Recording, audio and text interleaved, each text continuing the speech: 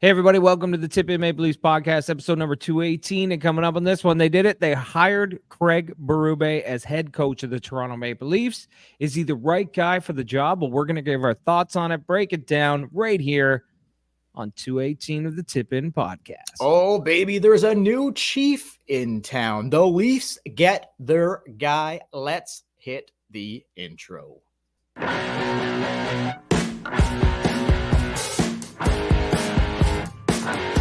Really disappointing going forward here in the offseason as to A, what players will be back, what kind of changes there may be, but really disappointing that the Maple Leafs are going home.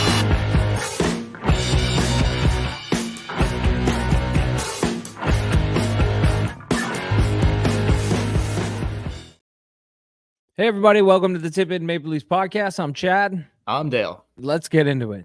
Yeah, so, man. Was there ever any doubt? One of the best kept secrets ever. Craig Berube hired as the coach of the Toronto Maple Leafs. We all kind of knew this was the road they were going down, but now it's official. It is official. He is the head coach of our Leafs. Dude, why didn't they just hire him the next day right after they fired Sheldon Keefe? Because everyone knew he was the coach. That he was their guy. He was their guy. You got to do your due diligence. You got to do your due diligence. Todd McClellan? Did I finally say his name right? Yeah, you did. That was very good. Todd McClellan? Come on, man. All this guy has done in his career, Chad. Couple third rounds, I think a couple third rounds, some second rounds, but first round loss after first round loss after first round loss, coaching the San Jose Sharks, who remind me a lot back in the day. Those Sharks teams remind me a lot of these Leafs teams. Great regular season teams, couldn't win in the playoffs. So yeah. I'm like, how are we never won a cup? Won a cup as an assistant coach to Mike Babcock in Detroit. McClellan. Yeah.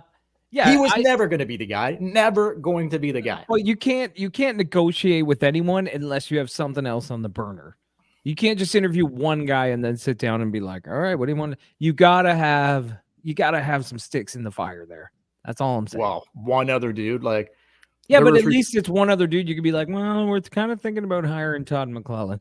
But either way, we knew it was going to be Berube. Yeah. And I didn't know this till earlier, but we were talking, like me and Dale, we constantly are talking back and forth when we're not recording, obviously. And we were talking about Berube interviewing in Winnipeg, and we thought, well, they got a good goalie. Who knows about the Winnipeg Jets or whatever? But then I heard on the radio that it was a Zoom call. I was going to say, I heard it was a Zoom call. Yeah. So how interested are you really? You're not even showing up. If you don't even get on the flight to go meet everybody, then it's probably not happening. He had zero interest in coaching in the West, number one, and Winnipeg. Yeah, no, pass, hard pass. He wanted this job. He wanted this job. He got this job. Yeah, it was going to be Jersey or the Leafs for him. He wanted to be in the East. Ultimately, I think he wants to coach the Flyers. That he spends his off seasons in Philadelphia. But Toronto seemed like look, perfect, like match made in heaven here as far as I'm concerned. He's the guy I wanted because I thought that he was the most like old school kind of guy out there who's not a complete asshole. I just think he will be able to get the most out of these guys, out of any coach that was on the market, that was currently on the market. Like take Brindamore outside of it, away from it, and they're out now. New York beat them last night, so Rob the Bod. He'll probably end up re-signing there, but he's not leaving Carolina. You really just can't wait for that. Like a phone call could have been made today. I wouldn't be surprised because this news didn't come down that they hired Berube until like 4. The rumors started swirling in the afternoon, but it didn't get made official till like around 5 p.m. So there's a possibility that someone was on the phone on the old blower to Rod the Bod this morning being like, MLSC interested in taking their phone call, and he might have just been like, no, or maybe he did, or maybe he did and was just like, yeah, no, guys, whether I re-sign here or not, it's not going to happen. So if that news came down, then it's absolutely like, okay, it's done. Get the chief on the phone and let's get the contract cooking. Yeah, that's true. That's probably what happened. I mean, you're not doing your job if you don't at least call and check in on Rod Brindamore. But, hey, listen, the chief is here. It's a totally different style from Sheldon Keefe. It's a little different. Sheldon Keefe, night and day, brother, night and day. Sheldon Keefe's a great coach, and he was a really good coach when these guys were young. But I think analytics. I think this guy, I don't know if Sheldon was huge on the analytics. His best buddy was for the whole time he was there. Yeah, he gets that. A lot of people always point to that, but if you look at the teams he built, he kind of built against the grain of analytics. Like the diehard analytics would have told you to keep guys like Pierre Engvall and shit like that, and he traded those guys. Yeah. Anyway, my point being is that these guys are coming into their prime. They're men now, and it's time to start treating them like that. No more 100%. fucking sugarcoating this shit. Yep. No, totally agree. So I think they get the guy that they wanted all along. Like, you know, if you remember me saying a couple podcasts ago about like when they fired Keefe, I'm like, they're going to do what they did last offseason when they fired Dubas. They're going to the first guy they interview for the job, which was Tree Living. He was the guy. He was the best available. Shanny, that was the guy. That was the first interview. I think they interviewed a couple other guys, ultimately back to Tree. Yeah. Exactly what they did here. Berube was first on the board, first up, first in town for the interview. And it seems a little different, though, because I think Berube kind of fit the style. At the time when they hired Tree Living, he wasn't really the guy that a lot of fans had on their radar because what happened in Calgary. I know. I think Leaf fans wanted like a high class GM, somebody who's won some cups, that kind of thing. And it kind of felt like they just reached into the recycle bin and pulled out Tree Living. Well, there wasn't really anybody available though. That's what I'm saying. Unless they poached somebody. This time around, it feels like Berube was available. He's a Stanley Cup winning coach, and he was that's a good point though, because he was the only one. He was the only coach currently available that has won the cup. Right, but it felt like not only is he a cup winner, but his style, the kind of person that he is. No bullshit, no nonsense. It feels like it's the right fit. When Tree Living was hired, it kind of felt like you just took the next guy in line. You took the most recent fired GM and hired him. So it's in my mind, it's a little different this time around. Tree Living has grown on me a lot in just one season, because I honestly feel like I was kind of sick of the way Dubas was like. I didn't really want to see that's kind of way the Dubas Keefe era is officially over. Keefe, right? The Dubas Keefe era is officially over, and now we're going to see the Tree Living Berube era. But go ahead. I know Shanahan's still there. Well, Shanahan can do no wrong. Doesn't matter. He'll after these two guys are gone, Shanahan will probably still fucking be there, right? So whatever. He can do no wrong. But no, look, man. Tree Living's track record, not perfect, but he did a lot of good. Like the way it ended there with Goudreau not wanting to be there and Tkachuk forcing his way out. But keep in mind, like, you know, what happened with Sam Bennett who drafted Sam Bennett? Calgary? Yeah. Okay, so what happened there? Do you know why he wanted out of there? Or did they just trade him? I think he went in the Tkachuk trade. No way, man. What, Bennett and Tkachuk to Florida for fucking Huberdeau? No. No, he didn't, did he? I'm gonna look. No, that would be okay, because that would make what I'm about to say like make no sense at all. I think he left for like maybe it was UFA or like he just didn't. Yeah, you're right. Yeah, no, okay. What was it, UFA, or he just left, or was it another trade? I don't know. Okay, anyway. I'm just looking up the Tkachuk trade because I just figured he went to Florida, that maybe he was thrown in. But I think he was there before Tkachuk. But anyway, just Tree Living specifically, like if you look at his draft record, like my whole point here is that he drafted Tkachuk, he drafted Bennett.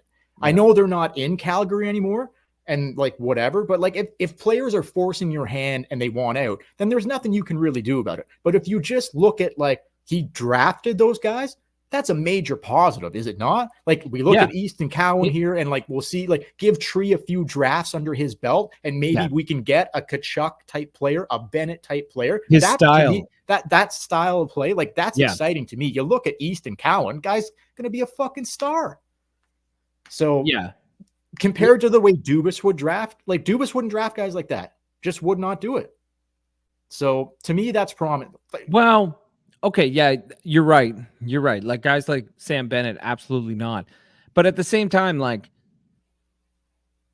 Nick Robertson was the OHL MVP. Yep. He was tearing it up in Yep. junior, and he was a Leaf prospect that he drafted. Yep. It's a different league when you come to the NHL. I know Yep. that Easton Cowan's a different type of player, but he ain't going to jump in next year and be like a top line winger or anything like that. No. But we'll see. We'll get into Cowan next podcast, whatever. But anyway, so we'll circle. I just wanted to say, like, just about Tree Living, like, it excites me that like he likes those going after like kids like that in the draft, and he tends to have an eye for it. Hence Cowan, hence Tkachuk, hence Bennett. Like, you know what I mean? Like, so I think it's promising. I think drafting going forward, like, I'm not really interested in flipping a lot of. They need to build some, especially on the back end. Like, they need to build some prospects back up in that system. We got a handful of them there, but there needs to be more done at that. But anyway, going back to Bennett was traded to Florida. So I was right. He was traded to Florida, but he wasn't part of the Tkachuk trade. Okay. I think he was causing problems or something in Calgary. There was something more to it. It kind of seemed like he was traded for draft rights for a young player and a second-round pick, and it was him and a sixth-round pick that went to Florida. And not long after, he signed a 4-year deal with Florida. So, yeah, it kind of sounds that way. It was kind of a dump. Get rid of him. So, anyway. But I was right. I knew he was traded. I just thought it was part of the Tkachuk trade. That's fine. So going back to getting Berube, so to me, there was never any doubt here. He was the guy they wanted. I think he wanted to also be in Toronto. So it makes perfect sense. I don't think there was anybody else even close. 4-year contract sounds about right. But yeah, man, like just going into what he's going to bring and all that, like clearly a couple things I'll say and then throw it to you. Like the accountability level will be through the roof compared to what we've seen here in the last 5 years. Just absolutely he just imagine Sheldon Keefe walking into the room first day of training camp to address the roster. Berube walking into the room first day of training camp to address the roster. One of those guys sounds like fucking Godzilla. The other one sounds like Mickey Mouse. Let's just be serious. Let's be serious. Like, so that's how I see it anyway. Like player-friendly coach Sheldon Keefe. I have nothing bad to say about Sheldon as a dude. Sheldon's a good dude, whatever. But I don't think Sheldon got the most out of these guys. Will Berube? I mean, it remains to be seen. But I think he potentially has a better chance to get the most out of these guys because, like I said on previous podcasts, when he's speaking, you better be fucking listening. You better be paying attention. Or what? He's going to take you into the shower and whoop your fucking ass. Yeah, like everyone says that. Like, no, but you better be listening when this guy's talking. Well, he might hold you accountable if you're not doing what he wants you to be doing. Guess what? Maybe you're not fucking playing. But maybe you're not going out there top power. And I am 100% on board with this. And I hope that he's holding people accountable. I hope that he's using ice time, whatever he can. What about Shanahan, man? What about him? Is he going to be allowed to do that? Like his boss is Tree Living, and Tree Living's boss is Shanahan. Is Shanahan going to be like, look, like we want you to hold these guys accountable and stuff, but they really like to have loose practices. They really like to work on their skill set, and they like to do stuff like this. No, is Berube going to have control? Because I never felt that Keefe had complete control. He was always walking back comments the next day, like someone had came to his office and said, "Don't do that." You think Berube is going to give a fucking shit what the upper brass says? It's his boss. It's the people signing. They hired him. It doesn't. Okay, so what are they going to fucking hire and fire because they don't like the way he? No, they're not going to hire and fire. But if they did their due diligence, is he going to be allowed to do it? When he took the job, did he say, "Hey, I'll take this job, but God damn it, let me do it the way I want to do it"? I think. Or did they say you can have this job, but we have input as well? I think Shanny is so sick of the results. He's got fucking egg all over his face because he keeps going to bat for these fucking clowns. So I think he's finally just like, I need someone here who can fucking show them how to do it. Like, clearly it hasn't been working. So yeah, I think he's got full, like, will he be, is he going to light the town on fire? I don't think so. No. But if they're, if somebody, I know, but if someone isn't like, you're not going to get the nice little friendly, kumbaya, let's hug it out here. That's not Craig Berube. What do you think? He's going to just all of a sudden come in here and be like not himself? No way, man. I think he's going to be just. I'm not saying not himself. He's always going to be Craig Berube. He's always going to. My issue is that because they didn't fire Shanahan, it's still Shanahan's team.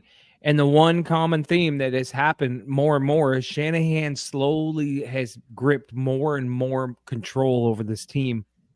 Is he going to do that with Berube? Or maybe one of the factors with keeping him around is, you know what, take a step back. You can stay president, take a step back. Let Tree and Berube take over here. I hope so. I hope that's what I hope anyway. But again, to back up my point earlier, I think Shanahan has gotten to a point where he's like, it's not working. I've got a lot of egg on my face here. Yeah. We need to get these guys by any means necessary to buy in. A bit more of a hardened coach who's not going to ask for, the phones first day of camp and what were you doing all summer long? Not that type of coach, but just more of like Let me see them tit pics. Yeah, let's see those beach pics, boys. How was your summer?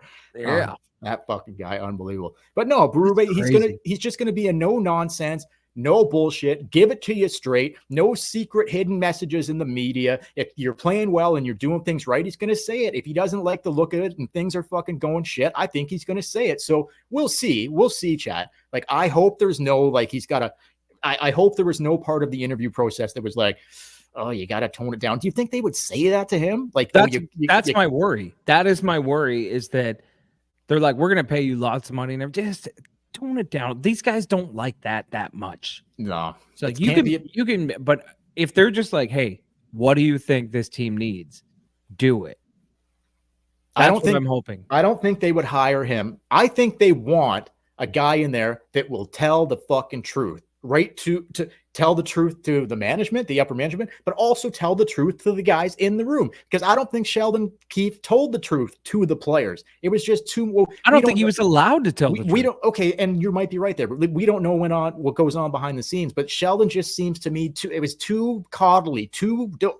Don't worry, boys, it's all good. You're too coddly. I think those days are over, and they need to be over. Like accountability needs to come in here, and these guys, everybody top to bottom, not just the stars, but mainly the stars, but everybody top to bottom. I think the accountability factor is going to be high, and clearly we don't know. Like is Shanahan? I think it would be a big mistake for Shanny to be like. I just think it would be a big mistake if he was to say. You can do this. But you can only go so far, whatever. Like there might be some type of media training because this is like one of the biggest market he's ever coached in. I know he coached in Philly and whatever, but like he's never like St. Louis isn't a huge market for like media and all that, right? So like there might be some media training coming here. That's fine. I think everybody that comes to Toronto, players included, have to get media training because you're just not used to having 100 cameras in front of your face. But one thing I'll say about do you remember a few years ago? I was thinking about this. I think it was 2 seasons ago where Shanahan talked about how they had met with the players about leaving points on the table, like not showing up against the lower seeded teams and stuff. And what did they do? They did it this season too. Every season. They lose to the lower seeded teams, and they leave like how many fucking points do you think they left on the table this year to bottom feeders? Enough Maybe 10, 12? Enough to win the division probably, right. Or at least finish second. But the thing is that no one ever, like Keefe would come out after those games and he'd be like, oh, these are the points you have to get. We're right there, yada, yada. But like you said, I want someone to hold them accountable, not just in the playoffs, but all fucking year. Like if you lose 5-2 to the Chicago Blackhawks, someone is going to be like, that is fucking unacceptable. No. You win those games. Like, I don't expect them to play playoff hockey every night, but here's what I would like to see. But there's a level that you can't go below. Look at the Florida Panthers. Here's what I would like to see. The Florida Panthers, after an incredible cup run last year and lost in the final, they came out this year. There was no dip. There was no nothing. They business all season long, business attitude, and they were taking it to teams every fucking night. The Florida Panthers. They had some dips here and there. It's 82 games. You're going to have some dips. But they won the division. No, I know. But so if we can get to like that level of like night in, you're going to lose games. You're going to have nights that just you don't have it, all that. But if we can get a Consistency. consistency going where they're like from out of the gates, they look like a team that is fucking taking it seriously. Like we are playing a different style here and we are taking it way more serious and we're not fucking losing again because we're all sick of this shit. That's what I want to see. That's what I like. That's Florida, what I'm talking about. From day one, Florida came out. They were pissed they lost in the fucking day one of training camp. They were pissed that they lost in the Stanley Cup final, and they're like, "We're not doing it again. We're gonna win it this year, And we're going back there. 100%." So, like, you know, they might not win it, but they're gonna give themselves a shot. Like the rain, if they get past. If the Leafs had done this season what Florida's doing this season, Yeah. Leafs Nation should be ecstatic. Yeah. Look at these Keefe, guys. They won the division. They've got Boston on the ropes. All that shit. Keefe would still be here, but it just didn't happen. So, but do you think that Berube? So, Speaking of which, Florida just eliminated the Boston Bruins. Oh, did it go into overtime or end in reg? It ended in regulation 2-1. Okay, it was 1-1 when we started doing this. So 2-1 end of the third. They are done. So yeah, they're on to the third round. That's going to be a hell of a series, man, because the Rangers look incredible too. Yep. So Panthers, Rangers, that is like the two best teams in the East right there. Atlantic Division champion. But like you said, a team that from September 1st, as soon as they arrived for training camp, they were determined. They had a mission. Yeah. They're still going. Toronto doesn't have that. They show up and it's like they have no purpose. It's like, well, we'll just, we'll do our best. We'll make the playoffs, and then we'll see what happens in the playoffs. Yeah, no. You got to, like you say, someone hold them accountable to be like, this is the level we're going to play night in, night out. Either above this or at this line, but never below it. We're going to win the fucking division. We're going to win the Stanley Cup. So I'm going to get back to a couple final thoughts on Berube, and then we'll call it here. But I just, since you touched on Florida there for a second. So the Eastern Conference Final is the Panthers against the Rangers. So the Atlantic Division winner and the Metro Division winner potentially setting up in the West for the two division winners there, Vancouver and Dallas. If that happens, when is the last time you can recall all four division winners playing in the West and East finals? I couldn't even begin. No, there's always a Cinderella team. Always a Cinderella team or an upset. The four best teams potentially record wise in the league could end up being your final four teams. That's pretty wild. That's pretty wild. I like it though, because they're four fucking amazing teams to watch. Yeah, I know the first round kind of sucked, but the second round's been really good to watch. Great hockey. Do you ever watch the games and think Toronto would be getting fucking killed by any of these teams? Florida, the second round, no doubt. And other than I know they took Boston to 7 games, but Boston just lost. But you watch like the Colorado Dallas game, like watch any of those games, and you're like, throw the Leafs against either one of those teams. It's fucking over in 4. The fucking speed, the hitting, the way they played, like they will kill each other and they will get killed to win. It's crazy, man. Totally agree. So I got a couple final things here, Chad, and then we can get out of here. So do you think ultimately he is the type of guy or the right guy that will be able to get the most out of whoever will be on this roster this year or next season? Yeah, I think he'll be able to get the most out of the roster, but I think the roster needs a major facelift. We're going to get into that next podcast. I know we are, but I'm just saying, I think the roster that was on the ice against the Boston Bruins in Game 7, I don't want to see the most out of that roster. I've seen the most out of that roster. I'm done with that roster. Oh, dude, I hear you. Here's what scares me a little bit. This is kind of the last thing I was going to say. Okay. Here's what scares me a little bit. Is there any chance that they might be thinking, okay, we got a new coach in here, so let's no contract extensions for 91 and 16. Okay, I'm not talking contract extensions, so the writing's still on the wall. But is there any chance that they're like, okay, there's going to be a new message, a new voice? Is there any chance we see what Berube can do with these guys? If Berube can get any more out of these guys, that is what scares me the most here, because I don't want that. But what are your thoughts on that? I think it's on the table. It's 100% on the table. I don't want it either, but it's 100% on the table, man. There's no way, especially the fact that the players have so much control in this. They get to waive their no trade clause. They basically get to pick where they want to go. It's going to limit the trades, and I think there will come a point where if there's no good trades, that they're going to say to themselves, maybe we'll just keep them and Berube can get them going. That's scary a little bit, right? Yeah, but at the same time, I do believe there will be a boatload of teams lining up for Mitch Marner. Sure, but he holds the cards though, right? He holds the cards for now. But again, like, I know looking back on it, we cast a shadow over the Tkachuk trade, but Tkachuk walked into Tree Living's office and said, I'm not re-signing here. You can trade me. I think he gave him a list of one team. Like, I think it was Florida or nowhere. Yeah, I think you're right. He pulled off a trade to at least get Huberdeau back and some other pieces. Yeah.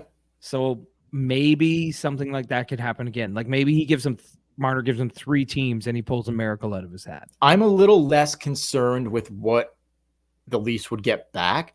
I just want the fucking cap available, man. Like, sure, I want something decent back, but it doesn't have to be like a fucking superstar for me. Just get a package that makes sense. But the main thing I want is the fucking money.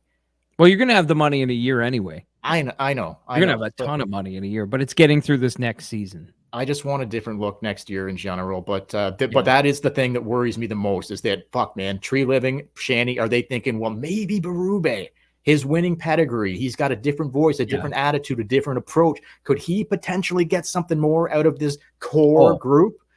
I guarantee you, Brendan Shanahan is thinking that, because even though he stepped up to the podium at that press conference and talked about how, you know, they were going to look at everything and he saw a pattern happening. Like, yeah, no fuck, you saw a fucking pattern, man. We've been seeing this pattern since 2021. Yep. Anyway, I know there's a big part of him that's still in love with this core and is not going to just sit back and let it be torn apart.